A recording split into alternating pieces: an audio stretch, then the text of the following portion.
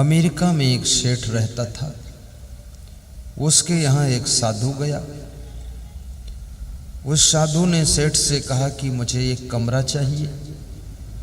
तो सेठ ने कहा एक कमरा क्या, 2 कमरा ले लीजिए, अपने पास तो 2000 कमरे हैं।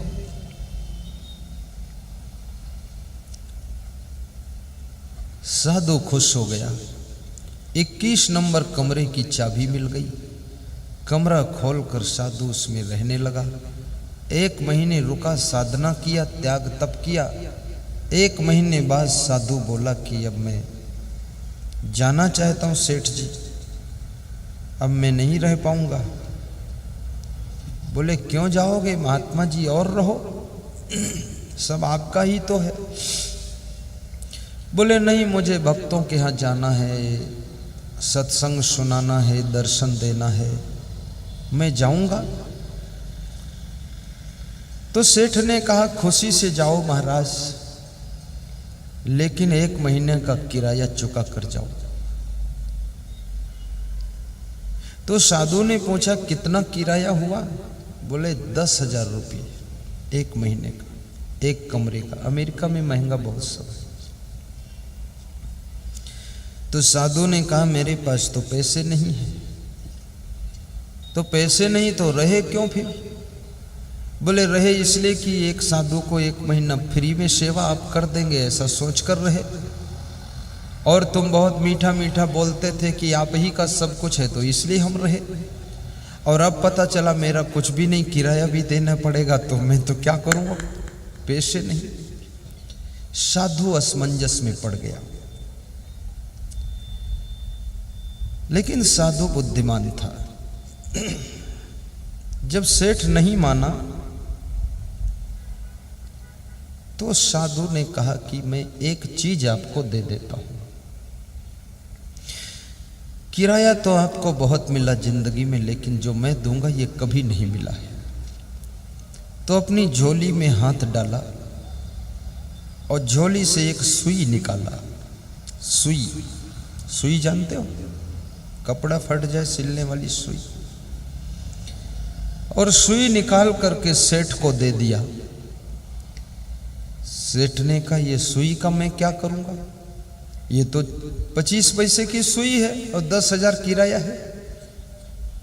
तो साधु ने कहा ज्यादा बोला मत करो और ज्यादा सोचा मत करो, और जो दे रहा हूं वो ले लिया करो। ये सुई नहीं है। बोले तो क्या है, ये हवाई जहाज है? अरे बोले हवाई जहाज भी नहीं, उससे भी बड़ी चीज है। बोले क्या है बड़ी, समझाओ तो सही। तो साधु ने कहा जब तुम्हारी मृत्यु होगी ना, तो ये सुई तुम साथ में लेकर आना। तो यमराज के दरबार में मैं कुर्सी डालकर मेन गेट पर बैठा मिलूंगा। तुम सुई भर दिखा देना। यदि तुम्हारा प्रवेश नरक में होगा तो यमराज से सिफारिश करके मैं स्वर्ग में प्रवेश करा दूंगा। बस ये सुई भर खोनी नहीं चाहिए, इसको दिखा देना। तो सेठ ने महात्मा के पैर छुए और कहा संत तो परोपकारी होते हैं, दयालु होते, आपने बड़ी कृपा की महाराज। 1 कमरे के महीने भर के किराए में स्वर्ग दे दिया, ये कोई कम दिया? धन्यवाद दिया सेठ ने और कहा जाइए महाराज, विदा हुई आप, फिर कभी दर्शन देना। महात्मा जी चले गए।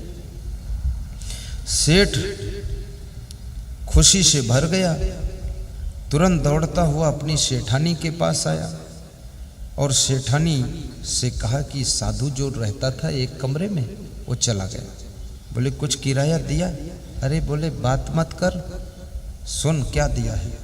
सुई निकाल कर दिखाया कि ये दिया। बोले इसका क्या करना है? सेठानी और ज्यादा होशियार थी। लगभग जितनी सेठानी होती वो होशियार ज्यादा होती। तो सेठानी ने कहा इसका क्या होगा? बोले जब हमारी मृत्यु होगी तो ये सुई हम साथ ले जाएंगे और महात्मा जी स्वर्ग नरक के फाटक पर बैठे मिलेंगे। यदि हमारा प्रवेश नरक में है तो यमराज से सिफारिश करके हमको स्वर्ग में प्रवेश करा देंगे। ये सुई भर दिखाना है। तो सेठानी हंसी और सेठानी ने कहा, सेठ जी तुम रहे उल्लू के उल्लू ही। तो सेठ ने कहा, उल्लू के उल्लू? क्या पहले भी उल्लू थे? बोले शुरू से उल्लू हो, और वो महात्मा चालबाज है, उसने तुमको उल्लू बना दिया, डबल उल्लू हो गए।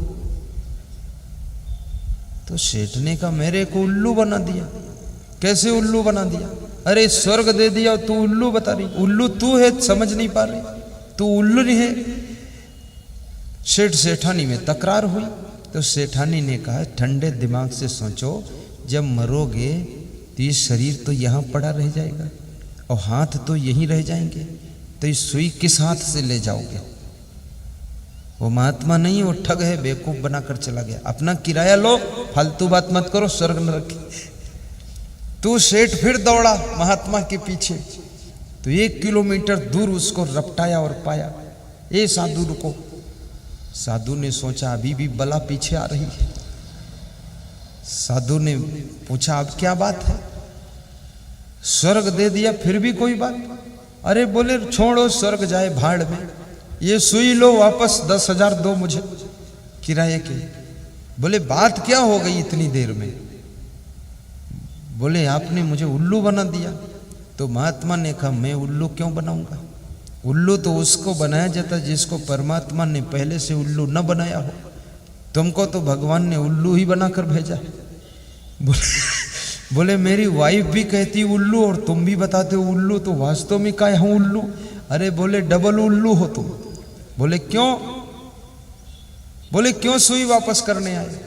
बोले जब शरीर मृत्यु होगी यहीं रह जाएगा, हाथ ही रह जाएंगे, तो सुई साथ नहीं जाएगी, तो काहे को सुई दे रहे हो?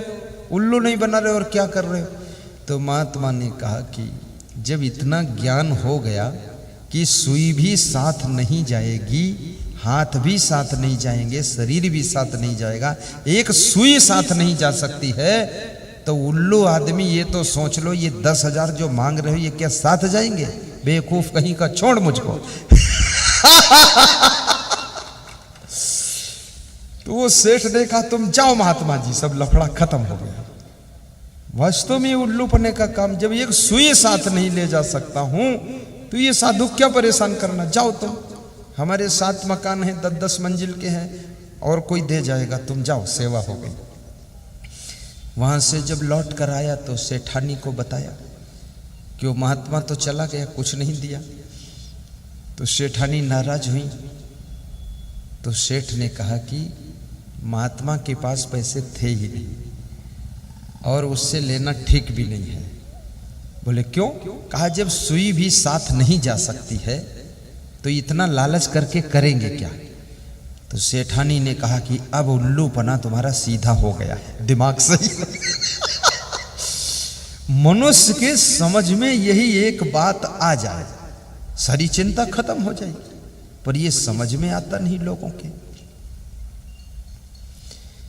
अरे मन ये 2 दिन का मेला रहेगा। काम करो, सेटिंग करो, मैनेजमेंट करो, अरेंजमेंट करो, प्लानिंग करो, विकास करो, उन्नति करो, करोड़ों कमाओ, अरबों कमाओ, बिल्डिंग बनाओ, लेकिन उदारता से धर्म की रक्षा में भी लगाओ, देश की सेवा में लगाओ, गौ सेवा में लगाओ, माता पिता की सेवा में लगाओ, और लालच बिल्कुल ना करो। कमाने की हद कर दो और लालच को रद्द कर दो, फिर देखो जिंदगी में क्या 4 चांद खिलेंगे।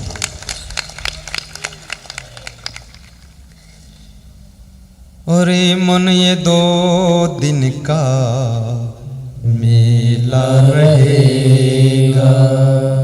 गाइए। अरे मन ये 2 दिन का मेला रहेगा, न कायम जगत का झमेला रहेगा, न कायम जगत का झमेला रहेगा। आपकी जिंदगी में 2 दिन मेला लगता है। एक तो जब तुम्हारा विवाह होता है ना, सगाई, शादी, तो एक दिन तुम घोड़े पर बैठते हो, जिस दिन तुम्हारी शादी होती, विवाह, और घोड़ा हंसता है, ही करता है घोड़ा, जिस घोड़े की पीठ पर बैठे हो। तो एक घोड़े की पीठ पर दूल्हा बैठा था तो घोड़ा बार बार हंसता था और अपना सिर पीछे मोड़ के आंख से देख लेता था दूल्हा को, फिर हंसता था ही। तो दूसरा घोड़ा रास्ते में मिले, उसने कहा तू आज इतना डबल क्यों हंस रहा है? बोले हंस इसलिए रहा हूं, जो मेरी पीठ पर बैठा है ना वो भी हंस रहा है। वो दूल्हा है, उसको दुल्हन मिलने वाली, इसलिए हंस रहा। और मैं इसलिए हंस रहा हूं कि मैं घोड़ा हूं, तो मैं उसको संकेत दे रहा हूं, आज तू मेरी पीठ पर बैठ ले, कल से तू जिंदगी भर के लिए खुद ही घोड़ा बनेगा।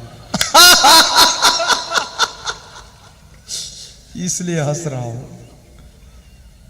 अभी तक दूल्हों को पता नहीं है घोड़ा क्यों ही करता है।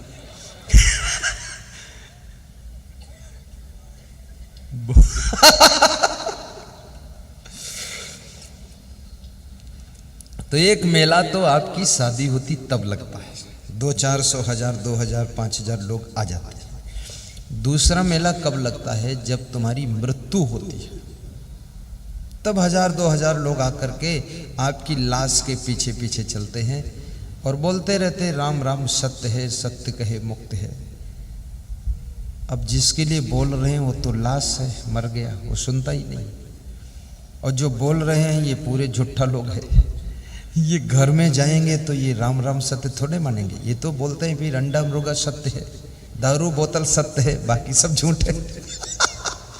कितने लोगों को तो शमशान भूमि में देखा मैंने बीड़ी पीते हुए, बड़े हिम्मत वाले लोग। मैंने कहा यहाँ क्यों पी रहे हो? बोले आखिर आग में तो जलना ही जलना है, मेरा फ्रेंड मर गया, आग में जल रहा शरीर, तो अपन बीड़ी पी के पहले से थोड़ा जला देते हैं।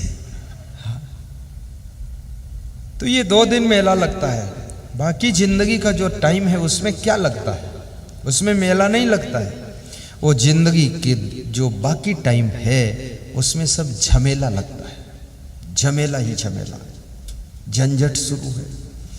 गृह कारज नाना जंजाला, ते अति दुर्गम शैल विशाला। गृह कारज नाना जंजाला, ते अति दुर्गम शैल विशाला। मोह सकल व्याधिन कर मूला, जहिते पुण्य उपजै बहुसूला। मोह निशा सब सोवन हारा, देखहि स्वप्न अनेक प्रकारा। यह जग जामिन जागहि जोगी, परमारथी प्रपंच वियोगी। जानिहि तब ही जीव जग जागा। आइए सचिन जैन। जानिहि तब ही जीव जग जागा। आवाज आनी चाहिए मंडप से। जब सब विषय विलास विरागा, जब सब विषय विलास विरागा। बोलिए सद्गुरु भगवान की जय। सीधे बैठ जाओ। महात्मा विदुर समझा रहे, हे धृतराष्ट्र, संताप करने से, चिंता करने से सुंदर रूप नष्ट हो जाता है। मैं निवेदन करूंगा, जो आपके भाग्य में है, जो आपके कर्मों का संग्रह है, उसी का फल मिलने वाला है। जैसे भी कर्म किया है हंसते हंसते, अब उस कर्म के फल को भोगो भी हंसते हंसते। अब क्यों रोते हो? जब भरत जी रोने लगे तो वशिष्ठ जी समझाने लगे, भरत रो मत। सुनहु भरत भाबी प्रबल, बिलख कहो मुनिनाथ। रोने वाले को समझाने वाले भी रोने लग जाते, संवेदना आ जाती, करुणा। गुरु वशिष्ठ भी रोने लग गए, बिलखने लग गए कि भरत रो रहे हैं, शत्रुघ्न रो रहे हैं, पूरी अयोध्या रो रही है। महाराजा दशरथ की लाश पड़ी हुई है, राम सीता लक्ष्मण वन चले गए। ये क्या हो गया? राजा दशरथ सिर पीट पीट कर मर गए और राजा दशरथ आखिरी में ये बोल कर मरे कि कौने अवसर का भयो गयो नारी विश्वास, योग सिद्धि फल समय जिमी यति अविद्याना। जैसे कोई साधु ने जिंदगी भर साधना किया हो, तपस्या किया हो और तपस्या का फल मिलने वाला हो बिल्कुल निकट, उस समय उसकी बुद्धि भ्रष्ट हो जाए और फिर शादी करके बैठ जाए या किसी स्त्री के साथ चला जाए या कहीं लालच लोलच में फंस जाए या कुछ मार काट कर दे, तो जैसे जिंदगी भर की साधना का फल मिलने के टाइम उसकी बुद्धि बिगड़ गई, ऐसे मेरी जिंदगी भर संघर्ष किया हूँ। बुढ़ापे में राम राज गद्दी पर बैठते मैं सुख से रहता, लेकिन मेरा भी सब बिगड़ गया। कौने अवसर का भयो गयो नारी विश्वास, योग सिद्धि फल समय जिमी यति अविद्यानाश। अज्ञान ने किसी सन्यासी यति के दिमाग को डिस्टर्ब कर दिया। ऐसे सुनहु भरत भावी प्रबल, बिलखि कहो मुनिनाथ, हानि लाभ जीवन मरण जस अप जस विधि। अरे भरत मत रो, ये अपने हाथ में सब नहीं है। अब जो हुआ है इसे मंजूर करो। तुम्हें रोते हुए देख करके मेरे भी रोना आता है। इस संसार में दुख तो बहुत है, कांटे ही कांटे हैं, घाटे ही घाटे हैं, असमंजस ही असमंजस है, पीड़ा ही पीड़ा है, घाव ही घाव है। जिधर से देखो उधर से घायल करने वाले घायल कर रहे हैं। और याद रखना, दुनिया के घावों को तुम सह सकते हो, दुनिया की कोई चोट तुमको हिला नहीं सकती है, लेकिन जिस घर के लिए तुम संघर्ष कर रहे हो, घर वालों सदस्यों की तरफ से जब चोट लगती है तब तुम घायल हो जाते हो और संभल नहीं पाते हो। इसलिए घर वालों को चोट नहीं मारना चाहिए।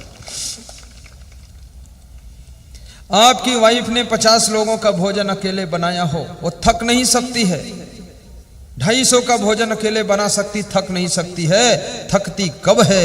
जब उसका पति, जब उसका ससुर, जब उसकी सासू, जब उसकी बहू उसको डिस्टर्ब करती है, कुछ नेगेटिव बोल देती है, तब उसके पूरी थकान आ जाती है। इसलिए याद रखना, काम करने वालों के दम भर दीजिए, तब दमादम मस्त कलंदर और तुम्हारा पहला नंबर होगा।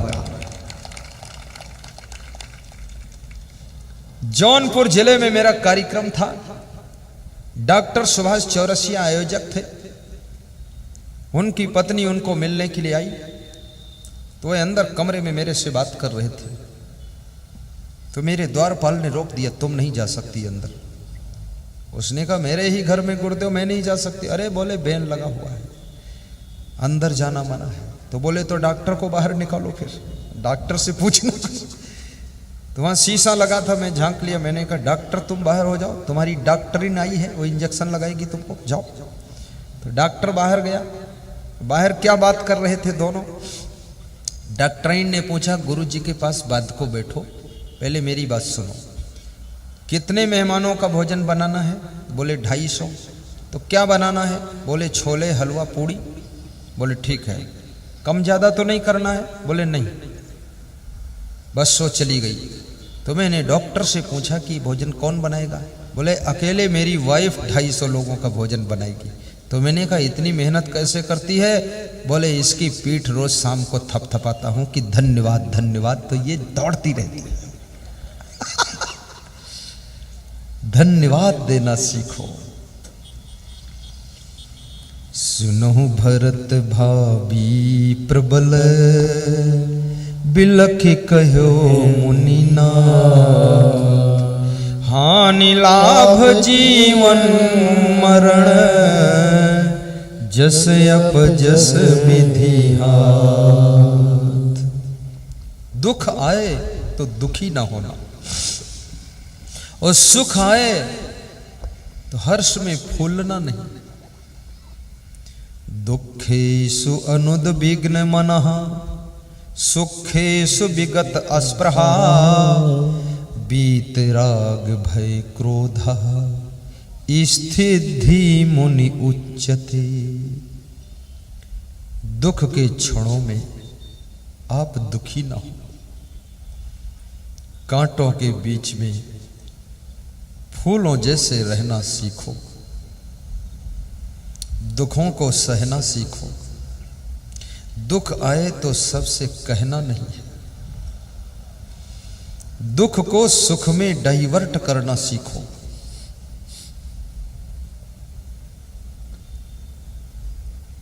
हर चीज में लाभ ही लाभ देखो। कभी पैदल चलना पड़े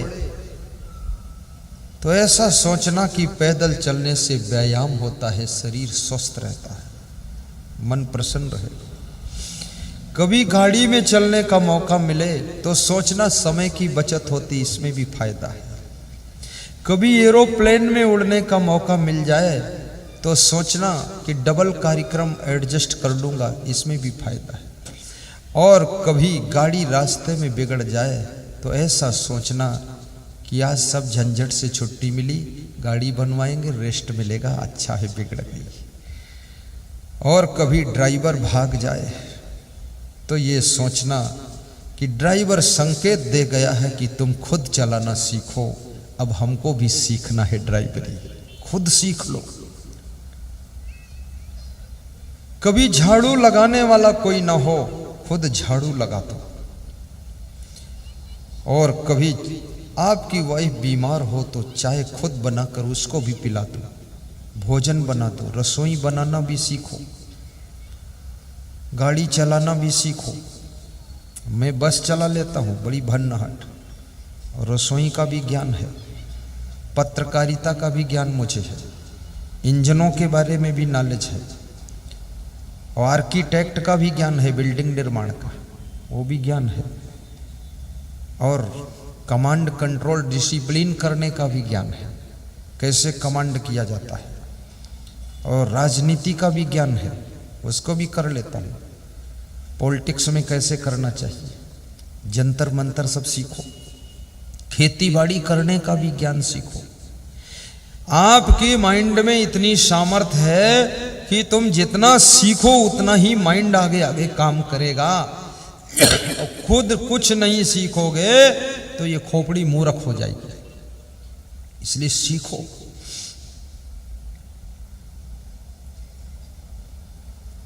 और जितना इस दिमाग से काम लोगे ये बुद्धि कुशाग्र होती चली जाएगी। भोजन में अच्छे अच्छे आइटम भी बनाना सीखो। दाल चावल रोटी सब्जी, दाल चावल रोटी सब्जी, रोज यही चकई की चकधूम मकई के अलावा तिकड़ी तिकड़म बनाते रहते। अरे कुछ और भी बनाओ, नया आइटम लाओ, खाने वालों को लुब्ध कर दो। इतना सुंदर भोजन बनाओ कि आपका पति कभी होटल की तरफ जाने ना पाए, और जिसका पति होटल में चला गया तो धीरे से बोतल में चला जाएगा और फिर टोटल में चला जाएगा। इसलिए अच्छा भोजन बनाकर खिलाइए।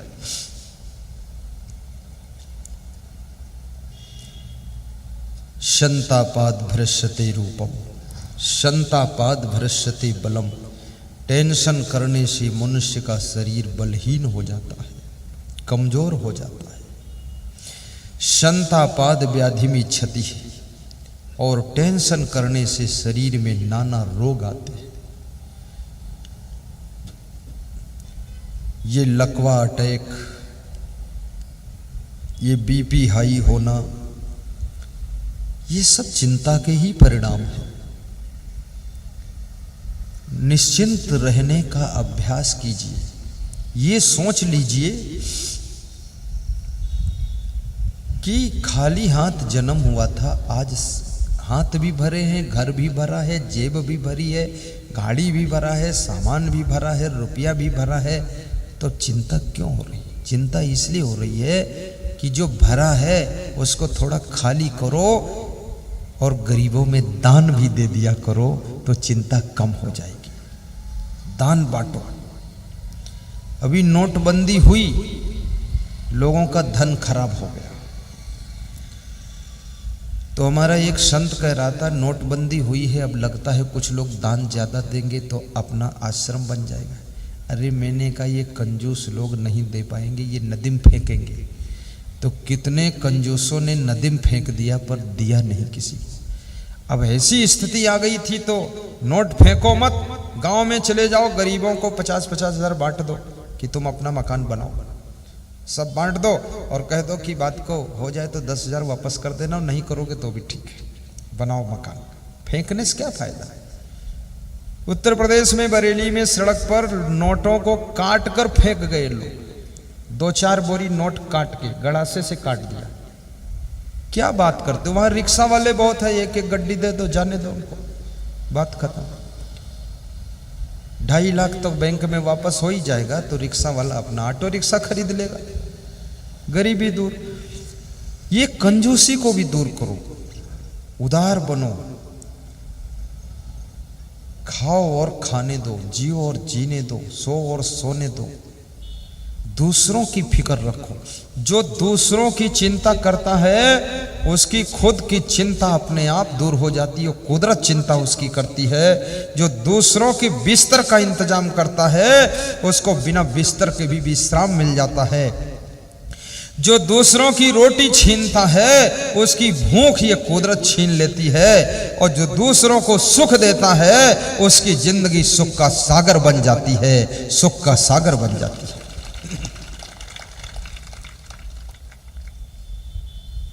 संतापाद व्याधि में क्षति, संताप करने से शरीर रोगी हो जाता है। शरीर से सम्यक व्यायाम भी कीजिए, 1 घंटे सुबह की धूप भी लीजिए, लगभग 1 घंटे सुबह अपनी छत के ऊपर पैदल तेज चाल में चलिए।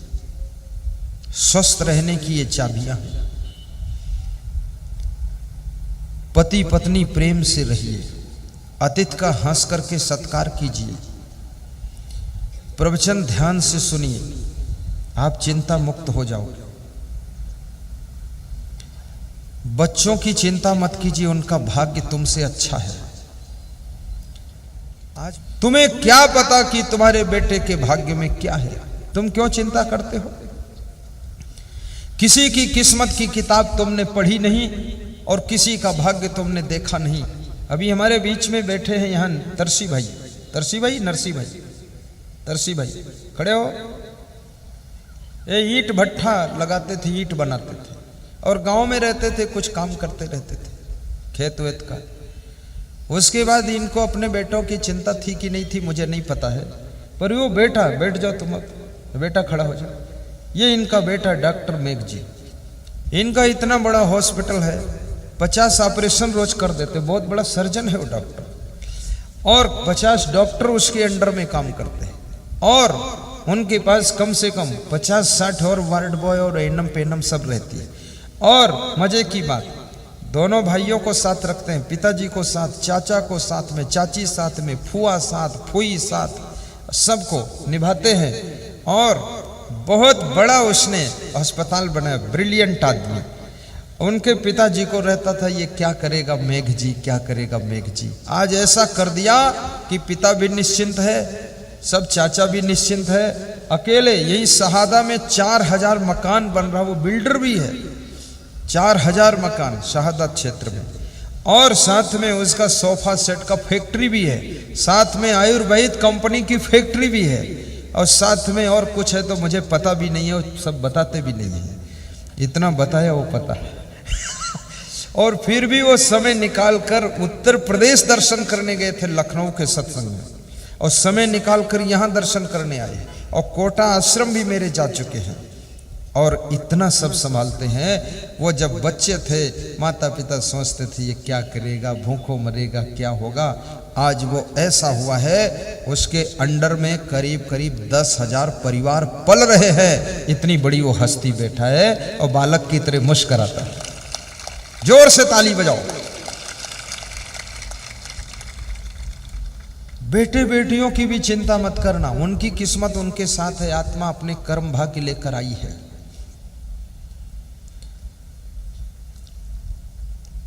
चिंता छोड़ो, सुख से जियो। संतापाद भ्रश्यते ज्ञानम, टेंशन करने से ज्ञान भी भूल जाता है, ज्ञान नष्ट हो जाता है। आपका मन चिंता मुक्त हो, ऐसा व्यास गादी आशीर्वाद दे रही है। आपका घर मंगल भवन बने, अमंगल ना हो उसमें। आपकी उम्र भी बढ़े, स्वास्थ्य भी अच्छा रहे। आपका जीवन धर्म के लिए, परमार्थ के लिए खर्च हो। आपके घर की महिलाएं घर की महिमा को बढ़ा सकें। आपकी बेटियां मायका और ससुराल में उजाला कर सकें। अपनी योग्यताओं को विकसित करो, क्षमताओं का सही प्रयोग करो, ममता को कम करो, समता को बढ़ाओ। मोह में डूबे मत रहो, थोड़ा समय निकाल कर सत्संग में चले जाओ। घर में भी सत्संग सुनो, पेन ड्राइव और मेमोरी कार्ड लगाकर। यहाँ दुकान पर शायद प्रवचन के पेन ड्राइव, मेमोरी कार्ड, साहित्य सब मिलते होंगे, ले लो। अपने घर में महान पुरुष संत गुरु का चित्र लगाओ, ज्ञान की बातें पढ़ो। ऐरे गहरे नत्थु खैरे हीरो हीरोइन, गधे घोड़े के चित्र मत लगाओ। कितने घरों में तो गधे का फोटो देखा मैंने, तो मैंने कहा गधे का क्यों लगाया? बोले हमारे घर में सभी गधे हैं तो एक गधा और लगा दिया। फोटो भी लगाना है तो गौ माता का लगा दो। फोटो भी लगाना है तो हंस पंछी का फोटो लगा दो, मयूर का लगा दो, नृत्य का प्रतीक है। फोटो लगाना है देशभक्त, चंद्रशेखर आजाद, भगत सिंह, लाला लाजपत राय, लाल बहादुर शास्त्री, समर्पित प्रधानमंत्री, गृह मंत्री पूर्व हमारे लाल कौन है, सरदार वल्लभ भाई पटेल, इनका फोटो लगाओ। अंबेडकर का लगा दो, जिसने विधान बनाया हमारे देश का। फोटो लगाना है कबीर का लगा दो, तुलसी का लगा दो, रामकृष्ण का लगा दो, वर्तमान के संत महान पुरुषों का लगा दो, और पति पत्नी का भी फोटो अपना भी लगा लो, माँ बाप का लगा दो। लेकिन ये हीरो हीरोइन का क्यों लगाते हो? चित्र से भी चरित्र पर प्रभाव पड़ता है। आपके घर के चित्र आपके चरित्र की सूचना देते हैं। सामान का सदुपयोग किया करो। आत्मा अजर अमर अविनाशी है। ये शरीर नाशवान है, शरीर सदैव नहीं रहेगा। शरीर के मरते ही रिश्ते मर जाएंगे, लेकिन आत्मा अमर है। इस अमर आत्मा के लिए थोड़ा पुण्य कमा लो, थोड़ा भक्ति कर लो, थोड़ी साधना कर लो और इसके ज्ञान को प्राप्त करो। इस आत्मा का मोक्ष करने के लिए भक्ति से मोक्ष होगा। यतः परम कैवल्यम गुरु मार्गेण वै भवेत, गुरु भक्ति रति कार्य सर्वदा मोक्ष कांक्षी। गुरु भक्ति से मोक्ष की आकांक्षा पूरी होती है।